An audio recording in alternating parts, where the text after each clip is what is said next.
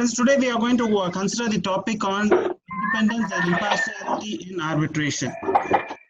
So, with respect to any adjudication process, especially in quasi-judicial process, the important aspect is independence and impartiality of the person who is to adjudicate the dispute. In arbitration, I would say it is the spine of the entire arbitration process. Without the confidence of the arbitrator, the arbitration proceedings would not be complete in a proper manner. Independence by itself would mean, with respect to arbitration and adjudication, it shall mean that the arbitrator shall not have any personal interest in the dispute before him. He will have a free will to decide the disputes. Very good, sir. Very good. Similarly, with respect to impartiality, the meaning would be that the arbitrator shall treat the parties alike and be unbiased and give equal opportunity and fair and just opportunity to all. Now, this independence and impartiality can be considered under the Arbitration Act 1996 as two different periods. One is before the Amendment Act 2015 and one after the Amendment Act 2015. Before the Amendment Act, how the provisions were and where it was dealt with, let's first see that aspect. It was considered under section 11(8), where the court was required to secure the independence and impartiality of the arbitrator whom it is going to appoint. In other words, the court was also to consider the person is going to be an independent and impartial person before appointing him as the arbitrator. Next, apart from this provision has been dealt with in section 12 and 13. This is with respect to the arbitration provisions. I'm not going into the conciliation provisions, so we are sticking to arbitration proceedings. These are the sections which were dealing with independence and impartiality. Now, what happens under section 12? What was it required under section 12? If we see that, it was a mandatory provision. I'll come again. The section with respect to 12 was a mandatory provision whereby the arbitrator was required to give a disclosure in writing prior to his appointment. That is, when a request has been made and when he accepts his appointment, at that point of time, he has to give an disclosure in writing, giving the circumstances which gives rise to a justifiable doubts as to his independence and impartiality. Now, during the course of arbitration, if the arbitrator comes to know about certain circumstances that arises, then he would again bring out those disclosure and provide the same to the parties to the dispute. This disclosure should be done without any delay, and this is a mandatory form and there is no waiver of this. Now, when a disclosure is given and thereafter an arbitrator appointment is going to be challenged, it can be challenged only on two grounds, which we find in section 13. One is on the ground of justifiable doubts as to the independence and impartiality of the arbitrator. And the other one is if the parties find that the arbitrator's qualification is not in accordance with what they had agreed upon. The parties are always at liberty to agree on certain qualifications that the arbitrator has to possess.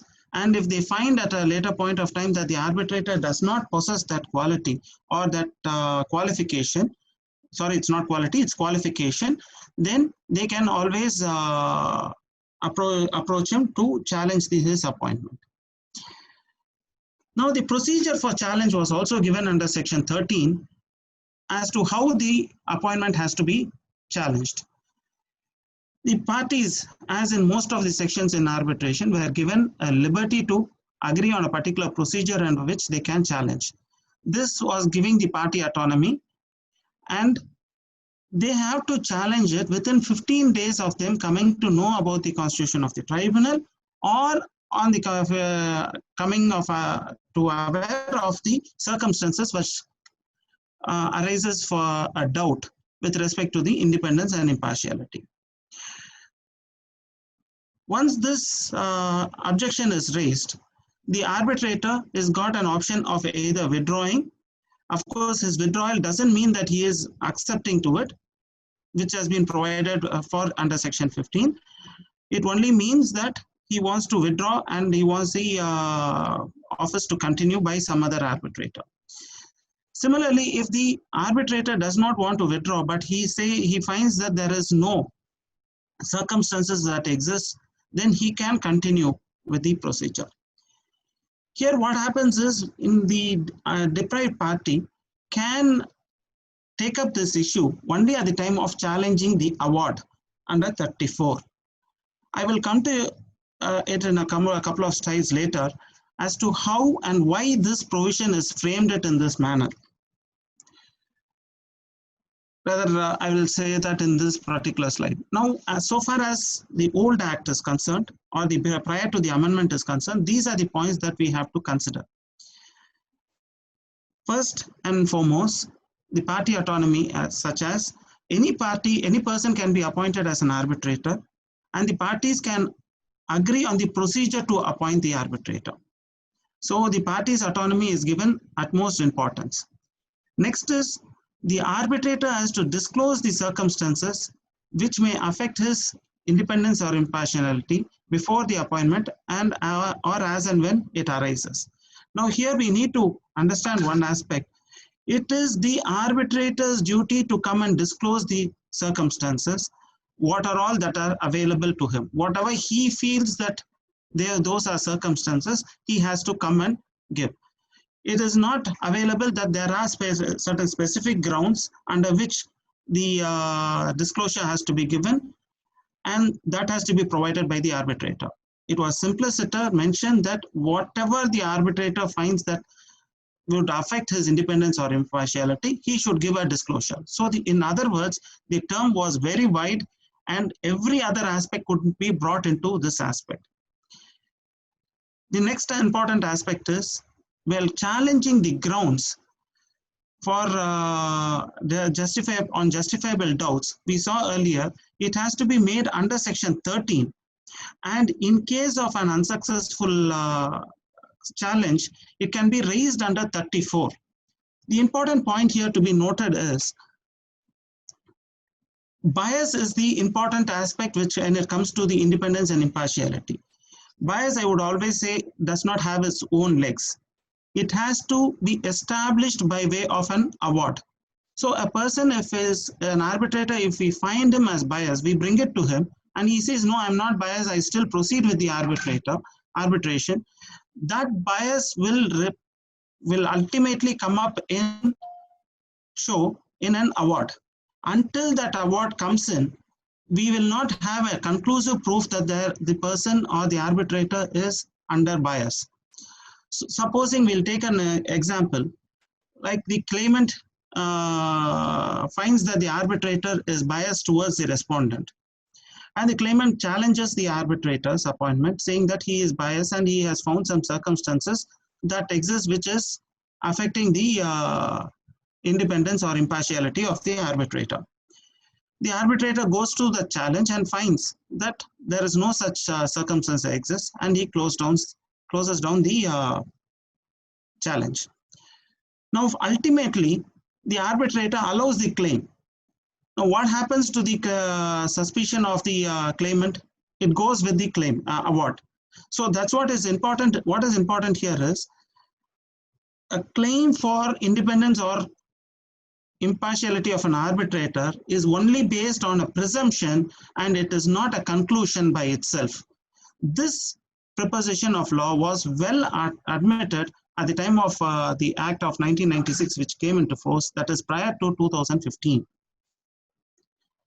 Similarly, one more interesting aspect would be, the section would state that in case the challenge is unsuccessful, it has to be taken under 34. If you see section 34, interestingly, there will be only two components to it. One is where the parties have to prove from the record that certain events have occurred which amount to an act where the award has to be set aside, or when the court comes to know that it has to be set aside. In all the grounds that has been mentioned under 34, one would not find a ground where it says the arbitrator was not able to perform his duties with freedom or with independence or impartiality. There is no such ground. I was asking myself a question as to why that provision has been made in such a manner, though in the section 13 it says it reflects to 34, whereas in 34 there is no specific ground that can be raised for the same. Only answer that I could find is it amounts only to the public policy aspect, so which the court has to come to its conclusion that there is a bias and that would affect the conscience of the person who is reading it, and hence it comes under the public policy. So therefore, the bias was always treated as an aspect of a suspicion rather than a conclusion. This is the entire principle under which the 1996 Act came into. Now we will go to the next aspect. When the situation was this, there were a lot of judgments which were coming where appointments of arbitrators were upheld, even though they were the employees of the institutions, especially in government contracts. Based on this, various other factors also, the Law Commission report of 246, headed by Justice A.P. Shah, had given a report. This had come somewhere in August 2014. With respect to neutrality, it said that the independence and impartiality is a very critical process and it is to be established well in the Act. And it also said that the Act does not lay down the circumstances that arises for justifiable and doubts as to the independence and impartiality of the arbitrator. So in the given circumstances, it also said that a bias will not be a conclusion as to the lack of independence or impartiality. It also said that if bias was to be considered as actual bias as we considered, then as totally the arbitrator being impartial, then the standard set for that would be too high. So it gave a clear explanation stating that it only amounts to a justifiable apprehension of bias and not a bias as a conclusion. It also considered the various judgments which I have mentioned in the PowerPoint. These judgments were predominantly against the government, where the government contractors, where the chief engineers were appointed as arbitrators, or retired or employees were appointed as the arbitrators. And the Apex Court had held that such appointments were valid. The first time when the same was questioned considerably was in Indian Oil Corporation versus Raja Transport, 2009 8 SEC 520.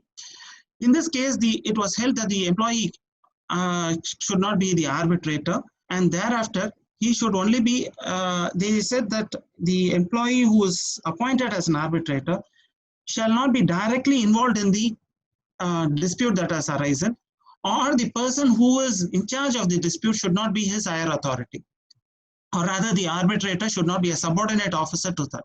So to such an extent, there was a deviation by the Supreme Court and said, such a person shall not be appointed, employee arbitrator cannot be appointed. Then the judgment came in case of Denzel Proprietary and Biopamas Wipron Trading, where in those cases, the court had held that the government contract cannot accept, cannot be held valid where it employs its own employees as arbitrator, and independent arbitrators were appointed. It was based on these things which are going on, the Law Commission made several deliberations, and in fact, Mr. Malhotra had, who was also in the advisory board, had suggested that the party's autonomy should not be given a go-by, and so there should not be any proceedings which affects the party autonomy. However, the Law Commission felt that with respect to party autonomy, it has to be respected. At the same time, by way of party autonomy, the arbitrators cannot be appointed at their whims and fancies, where the arbitrators themselves will be the judges of the proceedings, or they'll be the judge of their own case. So with this, what happened was the Law Commission had given a proposal to incorporate the red and orange list in the IBA guidelines on conflict of interest in international arbitration. It is this which has now created a lot of confusion. What has happened in this method is the IBA guidelines was first and foremost not a particular any statute as it is. It is an organization or an institution, arbitration institution for that matter, which gave some guidelines. It was not also its rules, it was only a guidelines where it said certain relationships between the arbitrator and the parties, or financial, or I'll come to that later, they all come under red list. Then there were certain other categories which are considered to be under orange list, and certain other categories were under green list. Green list is such as in social media they are friends, then still they can proceed with as an arbitrator and party. So these were the three different lists which were provided by the IBA. This also applied only for international arbitration. It was not for domestic arbitration. It was for international arbitration. Here too, in case of specific specialized arbitration, they gave some exceptions to that, saying that they can have their own panel, can have appointments based on their panel members alone. Notwithstanding all these aspects, for the first time as known to me, I have not seen any other country's law which also considers this red and orange list given. Only in India, it was sought to be brought under the 2015 amendment. Based on all these things, this 2015 amendment had come. Now, one important aspect that I need to state here is, by this red and orange list, we have now changed the proposition where the arbitrator was required to give whatever disclosure that he has to a position where he has to answer the questionnaire, and also if there is anything else he has to give. So it became a two-way aspect. Instead of whatever the entire burden was given on the arbitrator, now notwithstanding that the burden is still on the arbitrator, it also gives certain other points also to be complied with and furnished. Now, post amendment, what happened to, what are the amendments made with respect to independence and impartiality? That's what we will be seeing now. Amendments were made to section 12(1) and 12(5). The rest of the amendment provision in section 12 remain the same. Now, with respect to 12, as I stated earlier, the arbitrator was required to give all the circumstances that it had in writing, which affects his independence or impartiality. Now what happens is, it has stated specifically the existence of direct or indirect, any past or present relationship with or interest in the parties or in relation to the subject matter in dispute, whether financial, business, professional, or any other kind. This any other kind again gives a wider opportunity where the arbitrator has to give the entire aspect of it. All these things have to be provided by the arbitrator. Now, once these are given, one more aspect was brought in under 12(1)(b), where the arbitrator also has to see if he can complete the arbitration proceedings within a period of 12 months. Now, for this purpose, what was brought in is Schedule 5. The Schedule 5 explanation said that it shall be a guide in determining whether the circumstances exist which give rise to justifiable doubts as to the independence or impartiality. Now, what is important here is to be seen is, it clearly says 5 only talks about a justifiable ground. It doesn't talk about any ineligibility as it is. It only brings out all the aspects which might give rise to a justifiable doubts when found that it is in existence. Explanation 2 said the disclosure has to be made in accordance with section 6, schedule 6. If you see schedule 6, interestingly, it will only talk about 12(1)(b), and schedule 5 also will only talk about 12(1)(b), which would entirely mean that the said schedule is given only for the purpose of finding out whether the arbitrator has the time to complete the arbitration within a period of 12 months. However, when we read explanation 1 along with the other provision, then we come to know that it is also a declaration to find out whether there is any circumstances which arises for justifiable doubts with respect to the independence or impartiality. Now, next is important section that has come out is section 12(5). In this section, what has happened is for the first time, the Act itself gives certain relationship which it says are totally barred. A person who is having who is in such a relationship, as mentioned in 7th schedule, will not be eligible to be appointed as an arbitrator. Here it is a complete bar. I would again reiterate, under 12(1), there is not a complete bar. It only arises for a justifiable doubts. And whereas in 12(5), there is a complete bar. The only exception would be in case the parties to an arbitration, after the dispute has arisen, have after that come to an understanding and express them in writing that they want to continue with the same arbitrator, that alone would be permitted. This was mentioned so specifically considering the arbitrations which are prevalent between the family members, where one of the family member would be very close to them, would be related, would otherwise be within the capacity of 7th schedule, would do justice for the parties because they are closely knit with and they would respect that person. So in order to avoid such a type of appointment, they give this exception. Now, what is new in section 12? So under section 12, now we see that the existence has to be given in writing by the arbitrator. It talks about the relationship, the interest with the parties, and the relationship with the subject matter. And what type of relationship it should be? It should be either financial, business, or professional. And as I said, other kind is generic, so they cover entire thing, which if any of these things have been omitted also, that has to come under that. Next is the disclosure with respect to his ability to devolve time is also to be mentioned, that we had seen earlier.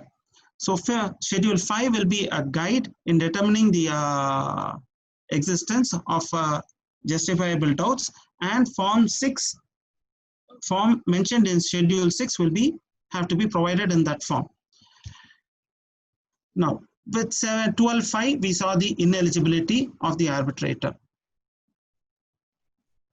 So we'll go to the next slide. The procedure for challenge.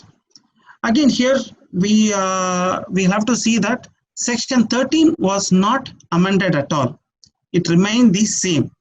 So which brings us to light that any circumstances which arises with bringing on the justifiable doubts as to the independence or impartiality, they will have to be addressed under section 13 and not under any other provision.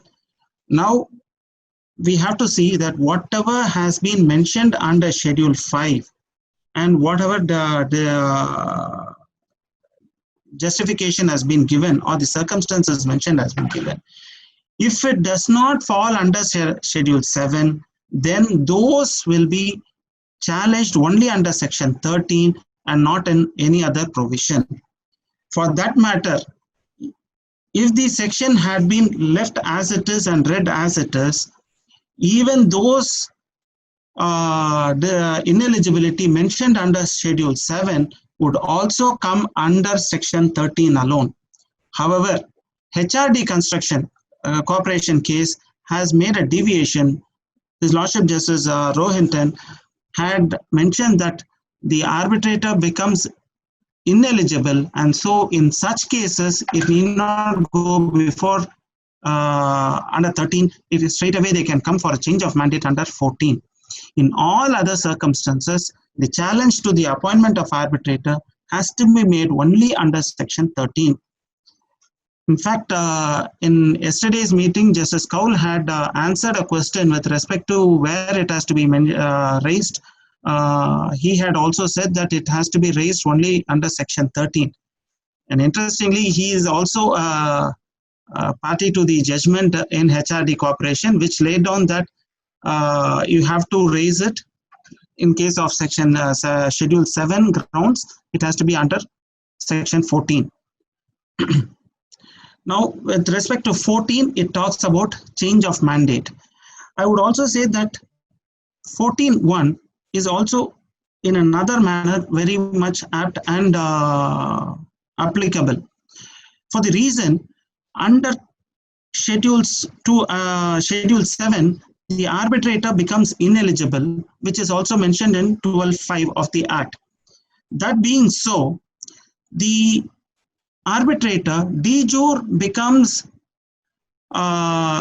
incapable of being an arbitrator, and he loses his mandate automatically. In such provision also, 14.1 can be considered as the right approach. However, section 13 as it is doesn't mention, and today we have the HRD Corporation which entitles them for 14. And again, I would repeat, at risk of repetition, I'm saying it is only in case of ineligibility arising out of schedule 7. This is what I reiterated in this thing. Jurisdiction of 14 only in case where the arbitrator was appointed by the court. This I have stated so because when there is a change in mandate, you will have to appoint in the same manner as the arbitrator was earlier appointed. If it has been appointed by the court, then it has to go to the court. And under section 13, if he recuses, only then it will come to 14. Now, what is this fifth schedule? Fifth schedule is available on the Act, and I think going by each and every item would be a time-consuming factor. So, for the purpose of understanding, I would take you all to the basic aspects of the fifth schedule. Now, when one considers the fifth schedule interestingly will have all the red list and the orange list both combined together. The purpose why it has been given is a disclosure statement under 6 would require that schedule 6 would require that all the disclosures have to be given as per schedule 5. So it has enumerated entire events as per in schedule 5, which has to be complied with in schedule 6. Now, what are the aspects that have been mentioned in schedule 5? First, it contains with respect to relationship with parties and counsel. These are items 1 to 14. Relationship within the arbitrator to the dispute, how he is interested in the dispute. This is item 15 and 16. Arbitrator direct or indirect interest in the dispute. This comes under 17 to 19. So these are all under red list. So any person which will be in exact verbatim repeated in schedule 7 also. Now with respect to the rest of it, which is in the orange list, the fifth schedule which is in the orange list are previous services of one of the parties or other involvement in the case, items 20 to 24. Relationship between an arbitrator and another arbitrator or counsel, item 25 to 29. Relationship between the arbitrator and the party, others involved in the arbitration, item 30 to 31. Other circumstances, 32 to 34. Please see that these items are all under orange list and they only give rise to a justifiable doubt and not a doubt as it is. Now, as I said, in seventh schedule deals with the ineligibility and it works on the three aspects: relationship between the parties and the counsel, relationship between the arbitrator to the dispute, and direct or indirect interest in the dispute. Now, after this amendment had come in, there have been certain apex court judgments which have considerably changed the entire scenario of the party autonomy, the way appointment of arbitrators had to be done, and it has also given way for a lot of misuse also. The first case which is worth mentioning is DMRC case, which is 2017 4 SEC 665, penned by Justice Sikri, where the arbitrator, in this case, what happened was the Delhi Metro Rail Corporation was to appoint the arbitrator from its panel. Now, the 5 talks about certain restrictions with respect to panel. So it was taken up saying that they cannot appoint from their panel, and only 5 from the selected list of its panel were provided to the respondent or the petitioner appellant in that case for the purpose of being selected as an arbitrator. Out of 5, 3 were required to be selected. The court, after hearing it, came to the conclusion that they can have their panel as their own. And one aspect is, they said you don't give them a choice of 5 from the 5. You give the entire list of your panel arbitrators and let the petitioner therein select 3 arbitrators from them. This was well accepted, where we see that panel of arbitrators can be maintained has been established. What the court would request is to be more transparent in appointing from the panel or giving a choice to the respondent. Of course, this is not found in the Act. This is again a judicial interpretation. Next comes the important case, very important case, TRF. 2017-8 is SEC 377. This was penned by Justice Deepak Mishra, the Chief Justice as he then was, where it was held in the arbitration clause therein was that unless otherwise provided, any dispute or difference between the parties in connection with this agreement shall be referred to a sole arbitrator of the managing director of the buyer or his nominee. Now, what has to be considered here is the managing director himself was considered to be a sole arbitrator of the buyer or his nominee.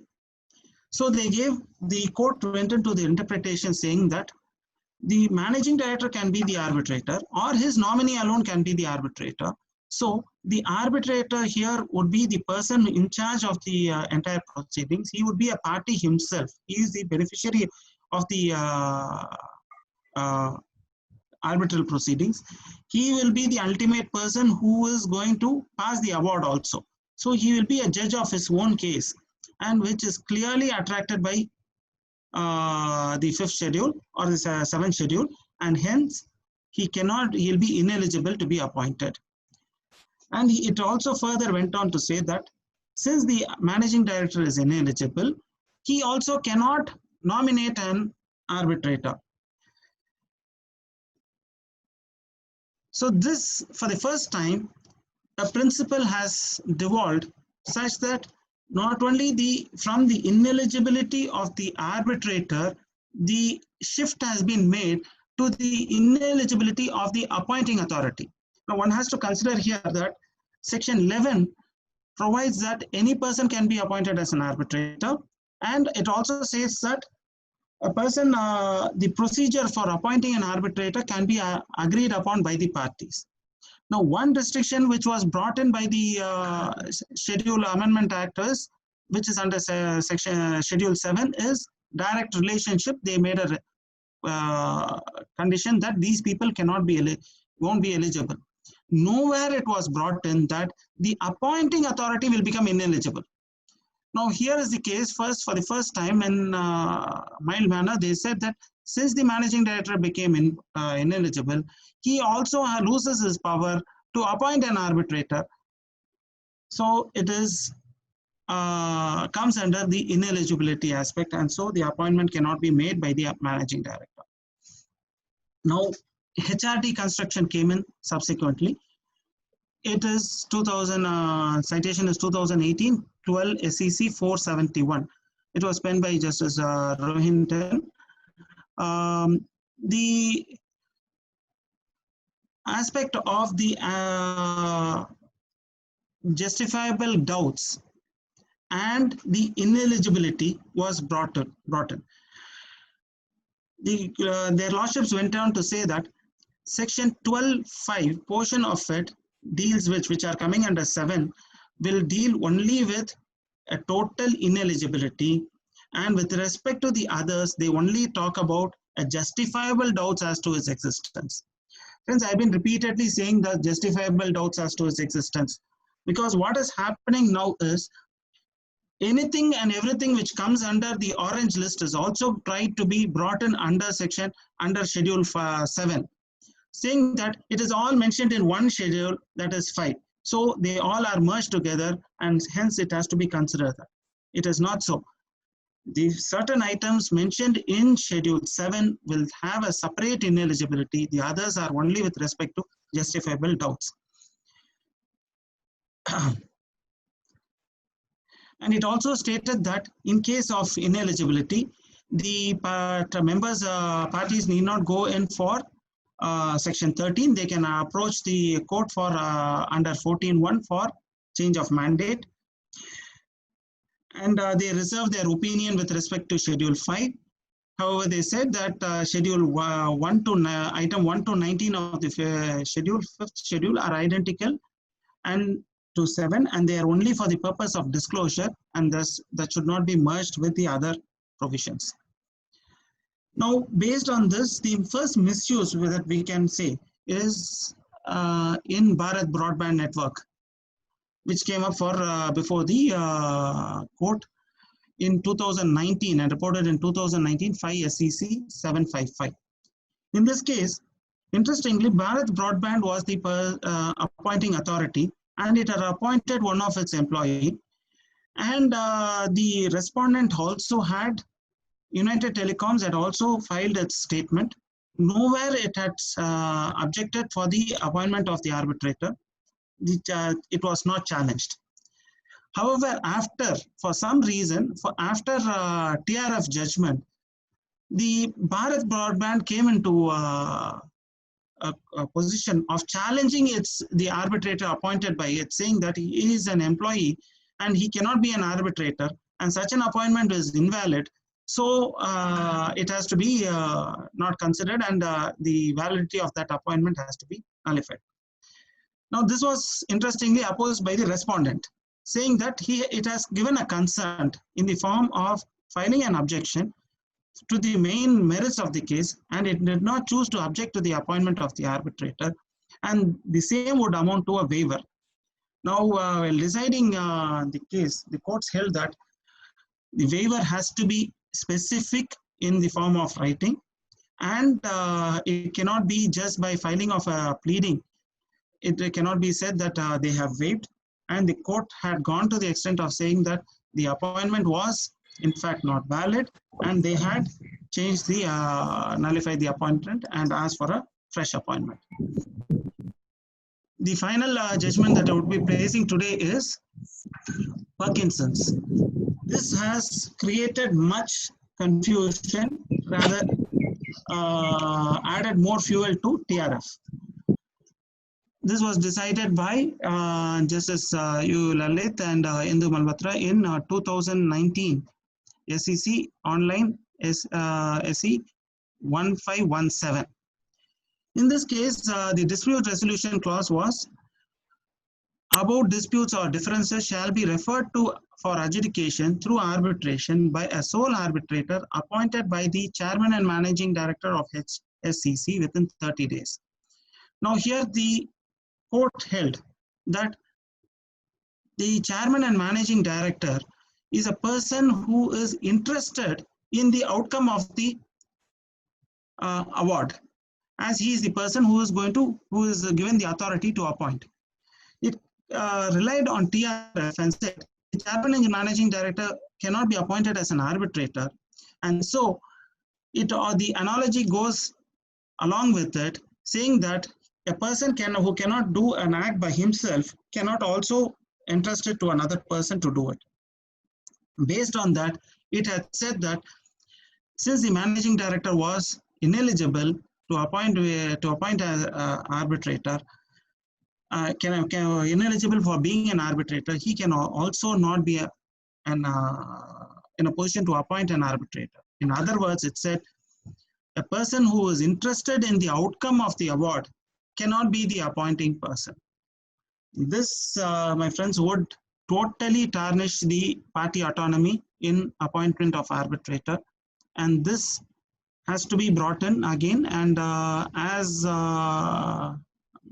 spoken by Justice Kaul yesterday, and also by Shakhtar, they were also of the view that this has to be reconsidered, and it will be considered in the shortly. So with this, I conclude my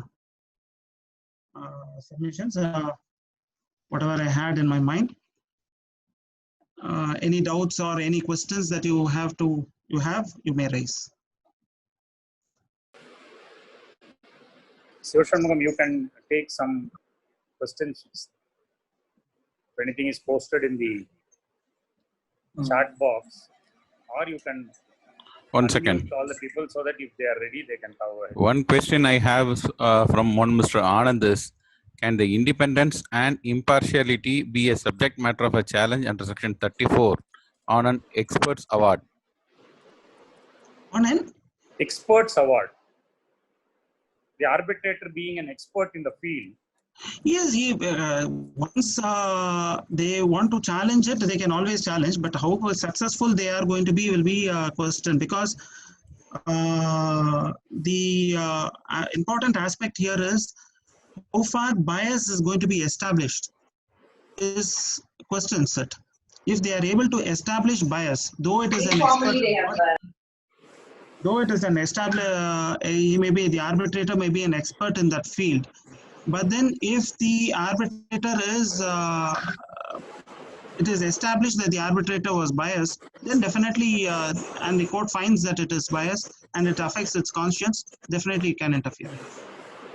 In fact, Anand has now made a correction to his question. He said whether if it is an ex parte award. Ex parte award, no. Ex parte award is going to be very difficult, because where are they going to prove that he was biased or he lacked independence or impartiality? In an ex parte award, generally it is only with respect to principles of natural justice that they will challenge, and courts sometimes entertain it, sometimes not, based on the records it is. Okay, then I have another question from one Mr. Nitin Singh Bhati. If objections regarding appointment of arbitrator is not decided by the arbitrator, what should be the position? No, in HRD also it has been mentioned that when an objection has been raised, it has to be first adhered to. The arbitrator cannot postpone it to the end of the passing award. That itself would show that he is biased. And then if he passes an award, that would be a good case for him to take it under 34. Then I have another question from Mr. Anand Selvam. What about the limitation if expires during the corona period due to the condoned power of court restricted by the statute? Maybe I will rephrase it in this manner like this. See, the Arbitration Act is 90 plus 30 days. 30 days. So what will happen to those periods which are now during this lockdown period? What will happen to those limitation periods? We have already get automatically extended or not? Yes, courts have, Supreme Court has also held that all the limitation period will be extended, and that would also squarely apply to this matter, because wherever there are strict dates fixed also, the court said that it will be extended. We have seen that judgment in the recent in Supreme Court also. I just looked at wanted some question. No, Om sir has got some. I just thought some clarification. One is that you clearly brought out two issues. One is impartiality and ineligibility. So in terms of the provisions of the enactment post amendment in 2015, as well as the schedules, you make it very clear that if there is a case for ineligibility, he cannot continue. You can go to court and ask for a change of mandate. Yes. And in cases of impartiality, that is made out in terms of what the schedules are provided, and in terms of which, if you have a case for a bias or some other case, then you challenge it as part of your 34 challenge is what you brought out. My clarification is that as regarding this schedule 5 or 6 or 7, on the procedural aspects, how does this come on record? Now, that says that there is a schedule. There are points you also point out very clearly as to serial number 1 to 19. There is one issue. Yes. How does procedurally it come out on record? Can you just clarify and explain? Yes, Schedule 6 actually gives a form. It is in a format manner. It is a form as it is, which covers the entire aspect of Schedule 5. What are all mentioned in Schedule 5, how it has to be mentioned, it has been given there. So only thing is we need to prepare the, fill up the form, and as an arbitrator, it has to be sent immediately on its appointment to the parties as the first option. So that Schedule 6 comes on record immediately Yes. on the appointment. At the first instance, arbitrator has to Exactly. disclose Exactly. by signing a Schedule 6. Exactly. Will it be sent to the parties also? Or It has to be sent to the parties. That will be the first communication that you will be making to the party. So based on which the party. Yeah, I think you muted. Sir, you muted it. So based on that disclosure in Form 6, which the parties receive, Yes. they will decide as to the. Exactly. Whether they want to challenge it, or if they find something is incorrect, they can challenge it. Thank you. Ashok, I have a question. This is Anbargan. Yes, sir.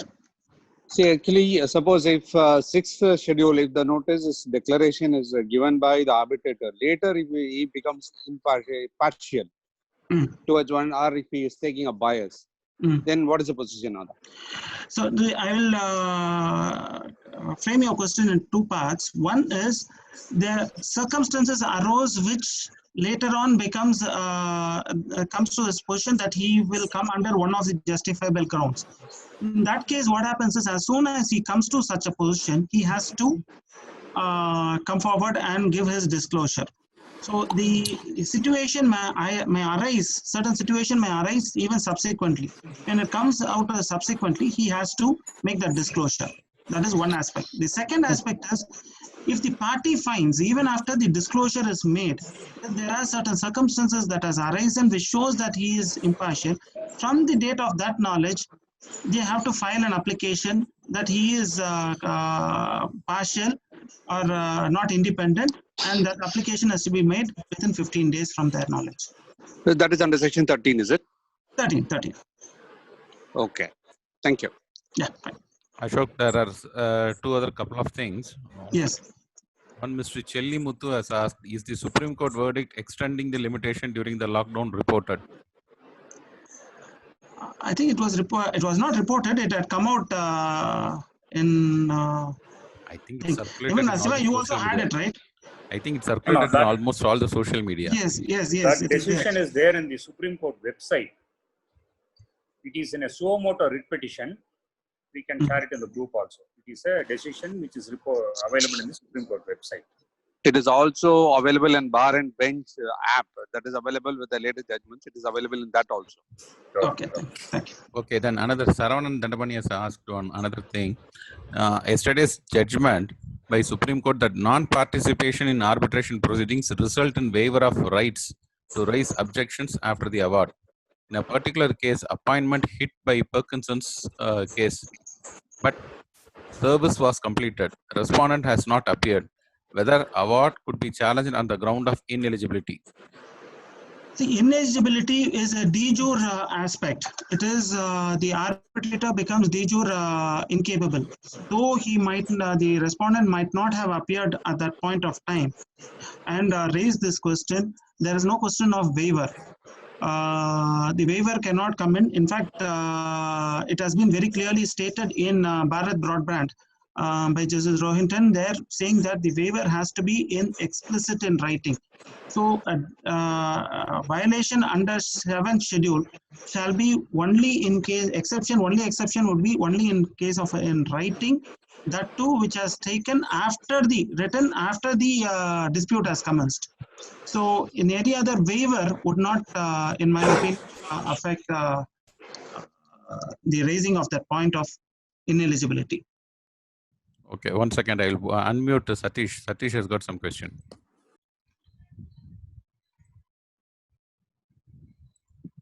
Satish. Good evening, brother. Very good evening, Satish. Thank you, brother. Thank you, brother, for your enlightening lecture. You have virtually refreshed all our memories during this lockdown period on an important aspect. And my question is, see, this is regarding the dictum of the Supreme Court. Just now we referred to in this Bharat Broadband Network. Okay. So what I have understood is that mere filing of the pleadings, that is a claim statement or defense, would not debar a party from challenging the impartiality. I think I have rightly understood. No, it has to be gone into in deep, because 4 is also there. 4, which says that if a procedure has to be taken up at a particular point of time and it is not taken up, it amounts to waiver. But what happens in Bharat Brand is, with respect to the ineligibility mentioned in section 7, schedule 7. That's what I'm asking. Only in case of schedule 7 thing, that waiver doesn't come into picture.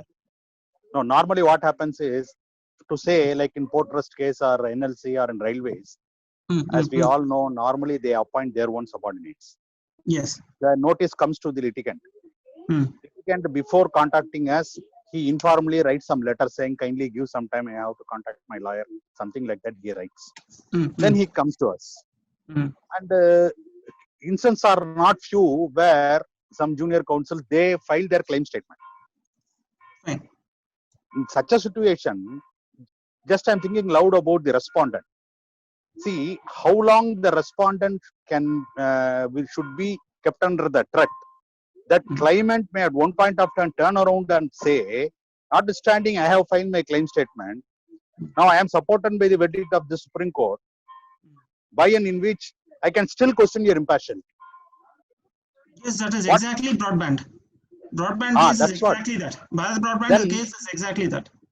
Then the threat will be always hanging in the above the head of the respondent. Yes, that is exactly what happens in case of ineligibility. We'll have to understand it in this concept, that there is an ineligibility. A person who is not qualified or who is not entitled to be an arbitrator is sitting there as an arbitrator.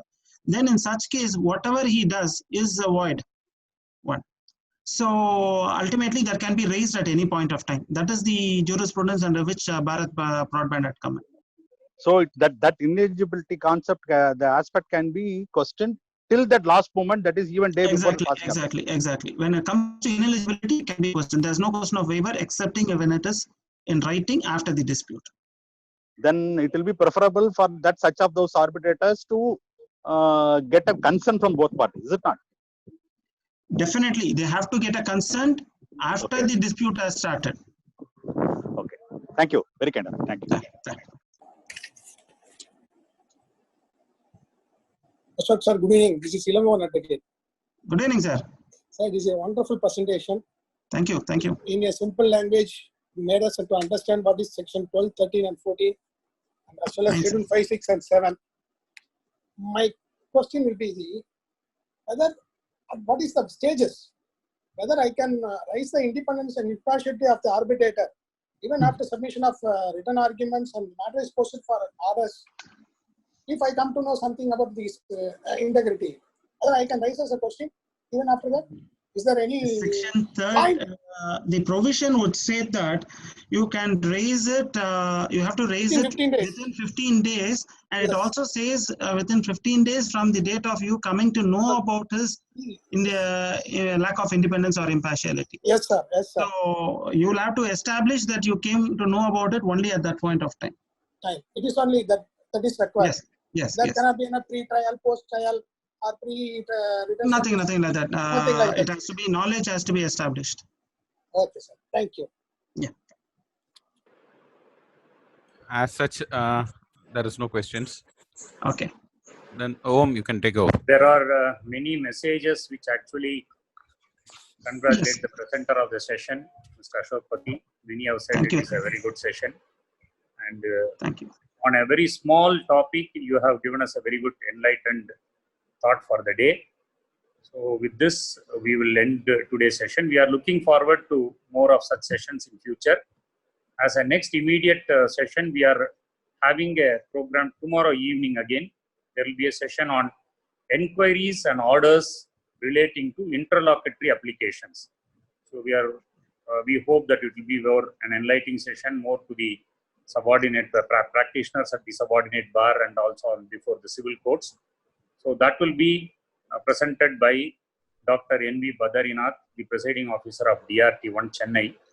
So he will be with us tomorrow evening. I request all the members to join tomorrow evening. The required link will be shared by Mr. Shivshanmugam.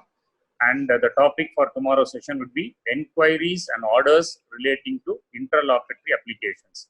He will be touching upon interim injunctions, mandatory injunctions, appointment of commissions, appointment of receivers, and so forth, whatever it is.